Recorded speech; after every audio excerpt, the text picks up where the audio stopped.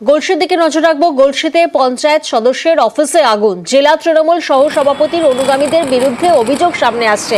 যে ছবি আপনারা দেখছেন, পার্টি অফিস, গলসির পার্টি অফিস, এবং সেখানেই আচমকায় আগুন।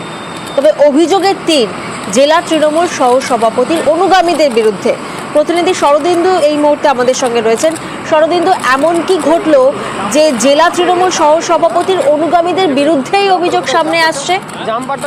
একেবারেই, এবং এটা দলের গোষ্ঠী কোন্দলের জোরেই আগুন লেগেছে বলে মনে করা হচ্ছে। পূর্ব বর্ধমানের গলসি কোটলা পুরসা পঞ্চায়েতের সদস্য সেই গোড়া মুর্তজা ওরফে লালনের পার্টি অফিসে আগুন ধরিয়ে দেওয়ার অভিযোগ উঠেছে। আগুন ধরিয়ে দেওয়ার অভিযোগ পূর্ব বর্ধমান জেলা তৃণমূল কংগ্রেসের সহ সভাপতি তথা গলসিয়ার প্রাক্তন ব্লক সভাপতি জাকির হোসেনের অনুগামীদের বিরুদ্ধে। এবং ওটা পার্টি অফিস নয়, জাকির হোসেন যেটা বলছেন যে ওখানে বিজেপির এক কর্মী সেখানে অফিস করেছিল এবং একটা গাছ কাটাকে কেন্দ্র করে গাছের এই সমস্যা তৈরি হয়। উভয় পক্ষে একে অপরের বিরুদ্ধে অভিযোগ দায়ের করেছে। বেশ,